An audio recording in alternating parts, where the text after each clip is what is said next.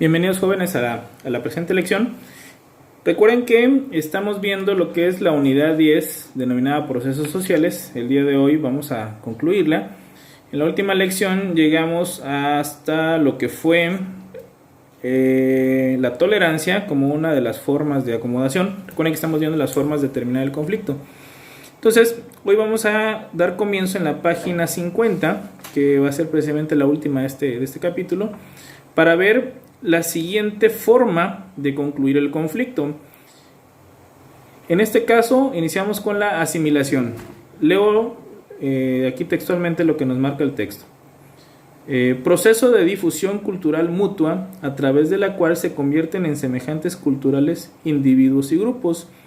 Reduce los conflictos de grupo mezclando grupos diferentes en otros más amplios y culturalmente homogéneos. ¿Cómo debemos entender esto? Recuerden que estamos viendo formas de concluir, es decir, de terminar un conflicto, es decir, que alcancemos la paz.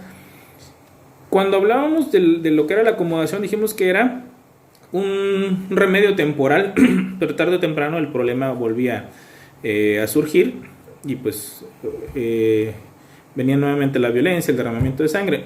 Cuando hablamos de la asimilación, estamos hablando de un esquema en donde sí se va resolviendo de fondo lo que es precisamente la problemática o que genera el conflicto. Les voy a poner como ejemplo lo que sucedió en una cárcel de Estados Unidos, ya estamos hablando mínimo hace unos 15 años, en donde ustedes saben y conocen que hay dos bandas o pandillas muy famosas por la violencia que utilizan, que son la Mara 13, la Mara Salvatrucha, la Mara 13 y la Mara 18. Estas dos bandas son antagónicas, es decir, cuando se encuentran miembros de ambas bandas generalmente se da la violencia, se empiezan a golpear y pues buscan matarse. El problema es cuando estos miembros de las pandillas son llevados a la cárcel, es decir, cuando son detenidos y al estar inmersos en un centro penitenciario, imagínense el problema para los custodios y para el director de ese centro penitenciario, de tener a miembros de dos bandas que cuando estaban en la calle buscaban matarse y ahora tenerlos encerrados en el mismo lugar. Es algo muy complicado porque obviamente sabes que todos los días está latente que entre ellos se quieran estar haciendo daño y obviamente matarse. Entonces, derivado de eso, en las diferentes cárceles en donde se encuentran estos miembros de ambas bandas, buscan separarlos o aislarlos unos de otros para que no se vaya a dar estos choques violentos dentro de la misma cárcel. Imagínate pues, cuántos años van a tener que convivir y pues, con la intención de matarse, pues algo muy complejo, ¿no? En esta cárcel de Estados Unidos que yo les comento, fue un reportaje que hizo la cadena Telemundo, hace más de 15 años. Tenían ese problema precisamente, que estaban ahí miembros de ambas pandillas y pues estaban golpeando, intentando matarse, y se buscaba generar también dentro de la cárcel ya un esquema de paz para que eso concluyera.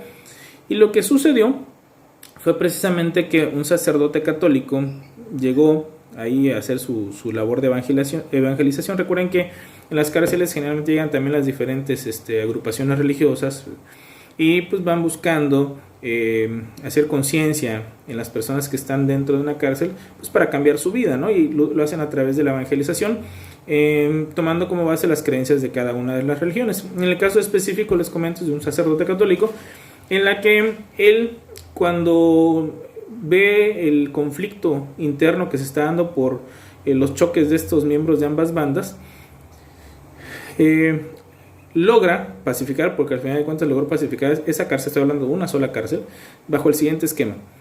Se acercó con los líderes de las bandas dentro de la cárcel y por separado, primero lo hizo por separado, le comenzaba a decir que pues tanto uno como otro, repito, el esquema era tomarlos por separado y platicar con ellos por separado, eran jóvenes o personas que habían salido de una familia disfuncional, eran jóvenes que habían salido de lo que es el ambiente centroamericano, es decir, la misma zona geográfica, eran muchachos que habían crecido en un esquema donde la sociedad prácticamente los tenía olvidados, en un esquema de vicios por el lugar en el que les tocó vivir, y empezaba a hacerle ver que el líder contrincante era igual que él, es decir, que tenía las mismas la misma problemática o tenía esas similitudes en su pasado, en su historia,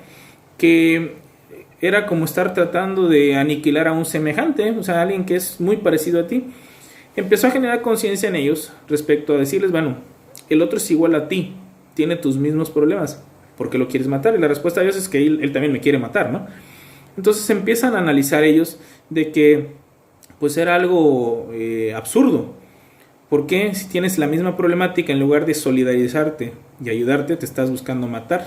Estás hablando de alguien igual a ti prácticamente, ¿no?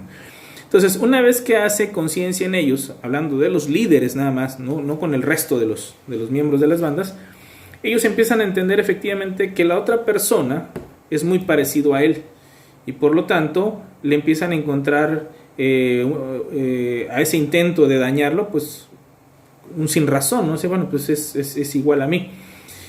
¿A qué procedió después el sacerdote católico? Empezó ya con el esquema de evangelización. Primero solo fue un tema de conciencia social, cultural, y después ya fue el tema de la evangelización. Es decir, ya bajo las creencias de lo que es el cristianismo, les empieza a hablar de la doctrina de Jesucristo.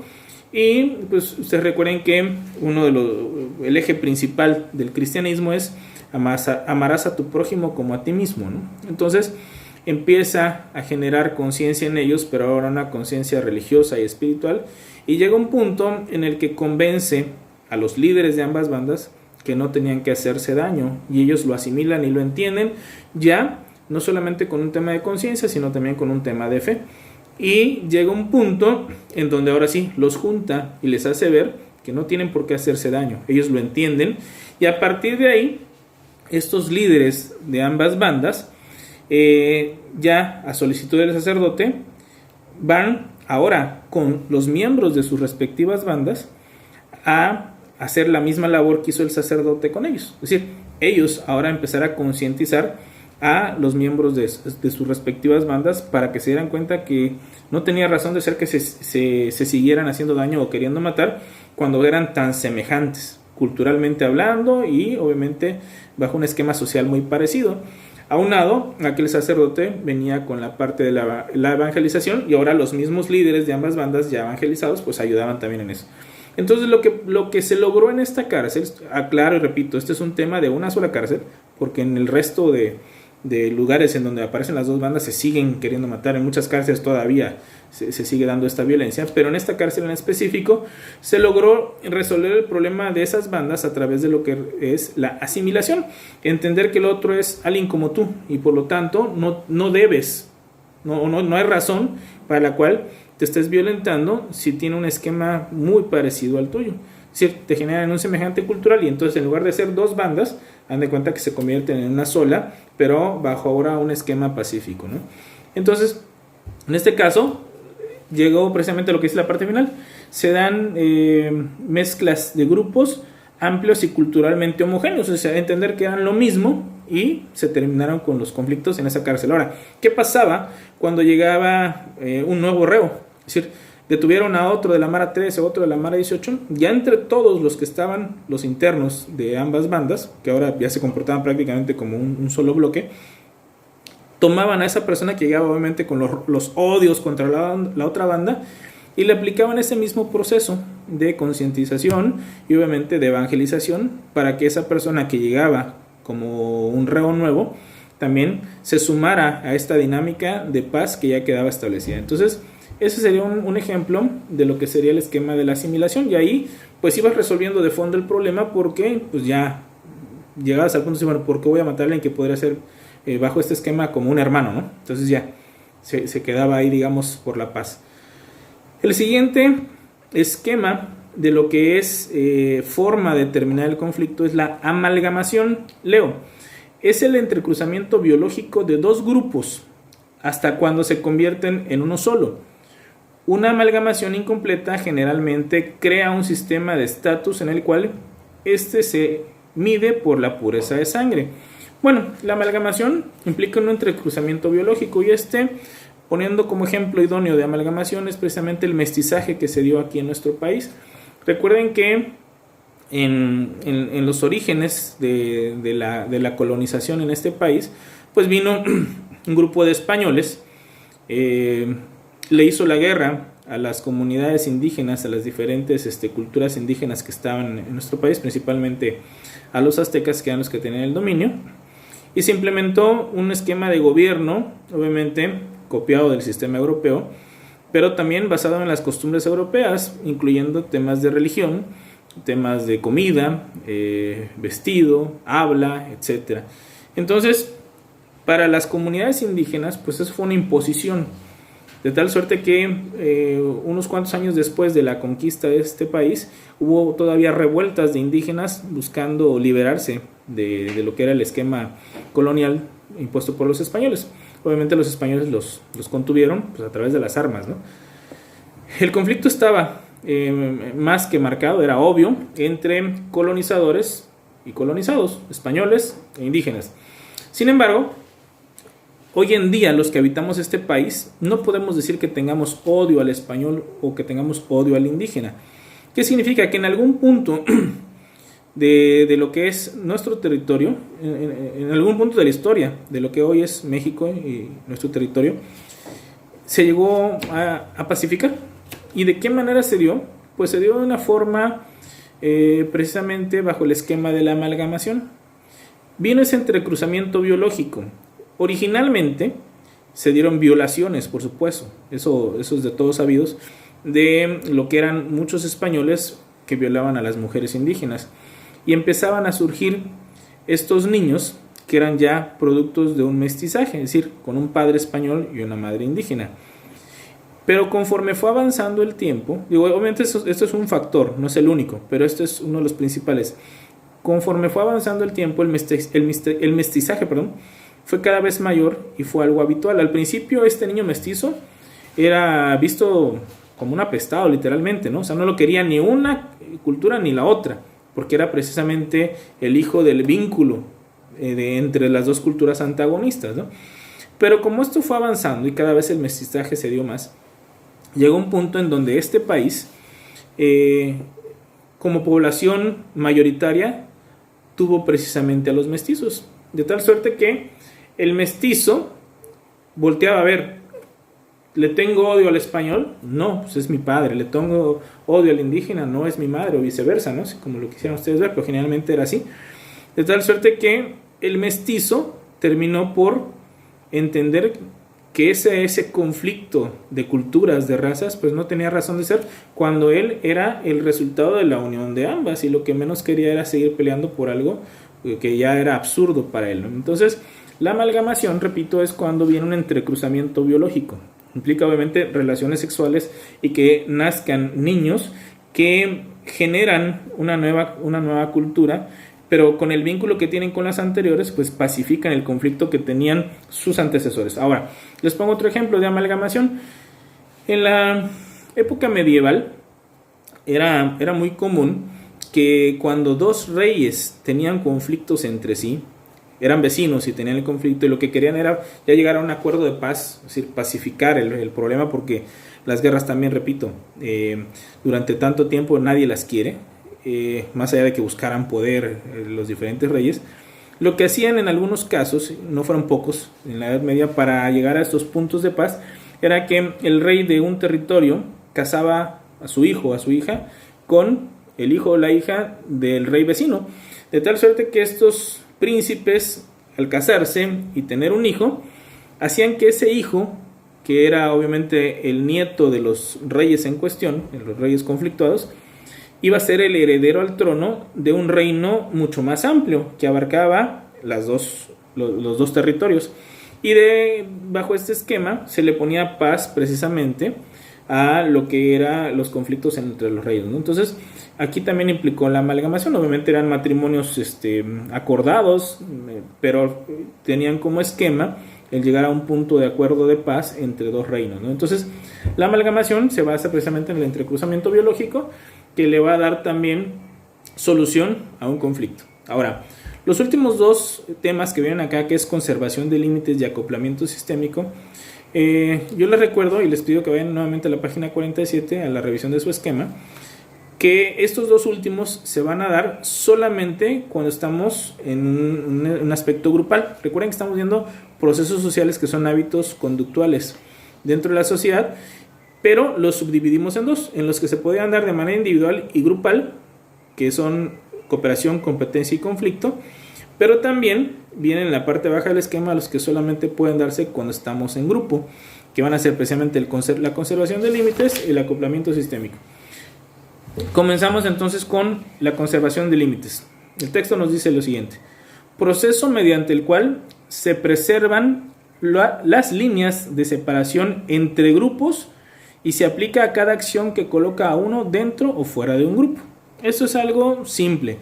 Miren, nosotros desde que estamos muy pequeños vamos teniendo conciencia de que pertenecemos a un grupo. De entrada, que pertenecemos a una familia, ¿no?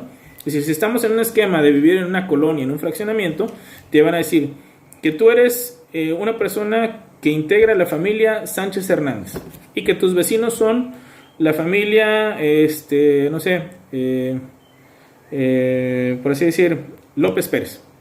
Entonces, hay una separación, no solamente física porque puede haber una pared, sino una separación de familias en base a los apellidos y obviamente los ascendentes tuyos que te hacen distinto a la familia vecina. Entonces vamos viviendo una separación grupal. Yo pertenezco a una familia, mi vecino pertenece a otra familia, más allá de que podamos ser amigos, pero somos de diferentes familias. Llegamos, no sé, a la escuela y en las primarias generalmente se da de que para lo que sería primera de primaria hay tantos niños que dividen en grupo A, B, C, D, etcétera, hasta según el tipo de o el tamaño de la escuela que se tenga. Vamos a empezar A, B, C. Tú estás en el grupo B. Bueno, tú estudias el primero de primaria y tienes muchos compañeros que estudian primero de primaria, pero unos pertenecen al grupo A, otros al B y otros al C. E inmediatamente te va generando una identidad. Recuerden ustedes cuando estaban en la primaria, tú eras del B, en automático decías que los del A son así y criticabas, ¿no? Y los del C son así, y los del C decían, no, los del B son así. Y así, viene una crítica, todos estaban estudiando el mismo año escolar, sin embargo iba generando una identidad en los diferentes salones, al grado que nos decían, es que allá están los buenos para el deporte. No, o sea, te ibas zonificando aún dentro de lo que era primero y primaria y así sucesivamente. Ahora, esta conservación de límites se da en la escuela, se da en la casa, pero también se da en las ciudades. Recuerden que nosotros tenemos límites dentro de una misma ciudad. Hay puntos, obviamente no son visibles como tal, hay líneas imaginarias. Normal, sí son visibles, porque son líneas imaginarias que nosotros podemos ver en donde termina un municipio y empieza otro, ¿no? Es decir, hay colindancia entre Tapachula y Tuxtla-Chico, pero hay un punto en donde termina Tapachula y otro donde inicia Tuxtla-Chico. Y lo que va a generar precisamente esto es que los servicios públicos de Tapachula los pagues en la cabecera municipal de Tapachula, donde está el ayuntamiento, y si avanzas un metro más hacia lo que es Tuxtla-Chico, ya los servicios municipales no los pagarás acá en Tapachula, los tendrás que pagar en la cabecera de Tuxtla-Chico, aunque sean vecinos unos de Tapachula o pegado a alguien de Tuxtla-Chico, ¿no? Entonces, esa conservación de límites se da y por excelencia ahorita lo estamos viendo. La conservación de límites a nivel mundial son las fronteras que tenemos entre países. Con el tema de la contingencia, muchos países cerraron sus fronteras, es decir, hay una línea que separa territorial y geográficamente un país de otro, establecidas por acuerdos internacionales, por supuesto, pero hacen que muchos países tomaron la determinación que no van a permitir el ingreso de ninguna persona que esté en el país vecino. Entonces estás conservando tu límite, en este caso preservándolo por un tema de salud pública, ¿no? Entonces la conservación de límites es algo en lo que habitualmente nosotros estamos inmersos. Repito, en la casa, cuando hablamos de familia, la escuela, los grupos A, B, C, en el trabajo, o sea, tú te puedes dedicar a algo en una empresa y pueden haber 10 empresas que se dediquen a lo mismo, pero tú vas a tener una identidad, ¿cuál? Que perteneces como trabajador a una empresa en específico. Los demás serán tu competencia. En las ciudades y por supuesto en los países, ¿no? Entonces estamos habituados a vivir socialmente en un esquema grupal limitado respecto a otros, o con límites respecto a otros. Y por último, el acoplamiento sistémico, aquí por el texto nos menciona que es el proceso por el cual grupos evitan el aislamiento, a la vez conservan su identidad separada. Suena un poco contradictorio, ¿no? cómo hay grupos que evitan el aislamiento, pero al mismo tiempo se mantienen con una identidad separada. Bueno, aquí en México hay una comunidad en Chihuahua, en Ciudad Cuauhtémoc, Chihuahua, si no me equivoco es el nombre, en donde nosotros ubicamos a las comunidades o a la comunidad menonita.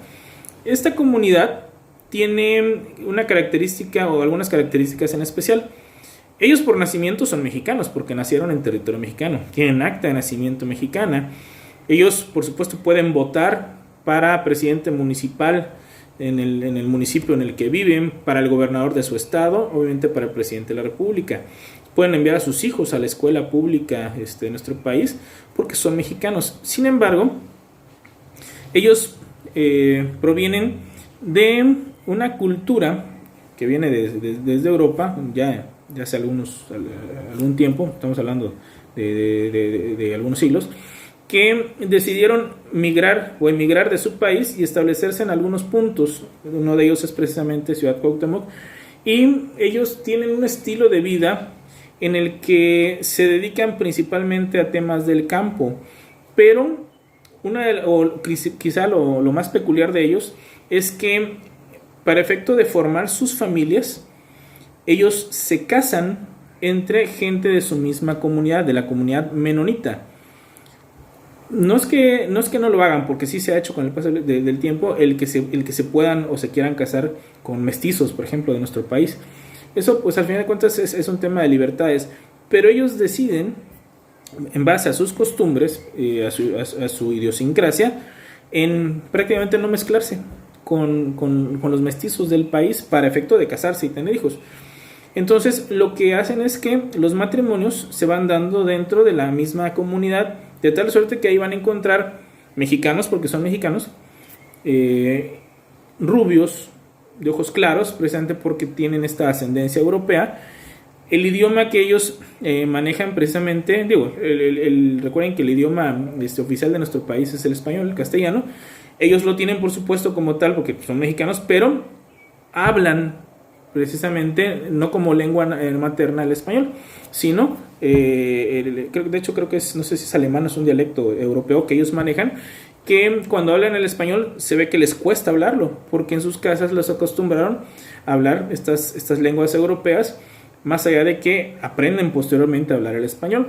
Por ahí hay una serie de televisión que se llama Los Héroes del Norte, en donde aparece, obviamente ahí está parodiado, ¿no? La figura de un menonita, precisamente le dicen el menona.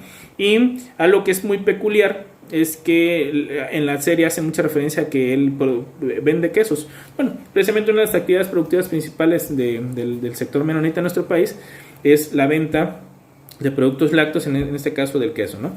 Entonces, aquí estamos hablando de una comunidad que mantiene su identidad, es decir, es un tema cultural, religioso, por supuesto, mantienen un idioma, costumbres, se casan entre los miembros de esta comunidad, pero no se aíslan de México, son mexicanos, tienen los derechos mexicanos y obviamente viven en este país. Entonces, hay, como dice acá, evitan el aislamiento, es decir, no se consideran otro país, pero no pierden su identidad, la mantienen separada. En Estados Unidos sucede algo muy parecido con una comunidad que son precisamente los Amish People, que ellos tienen costumbres en las que tratan de involucrar prácticamente, mejor dicho, casi no involucran el tema de la tecnología, y dan de cuenta que tienen un estilo de vida muy parecido a lo que sería la época medieval, basado todo en temas de agricultura, ganadería, y de igual forma no se casan más que entre los miembros de la comunidad. Entonces esos serían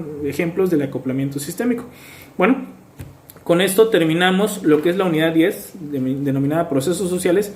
Yo les pido que le den una nueva lectura a toda la unidad, que vayan repasando a la vez que van leyendo acá, vayan escuchando las diferentes lecciones que fuimos dejando en los videos, vayan pausando el video para poderlo entender bien, vayan siguiendo con los ejemplos que yo les fui dando, les sugiero que los vayan anotando porque es más fácil estudiar así, y posteriormente les dejaré alguna actividad para reforzar estos temas.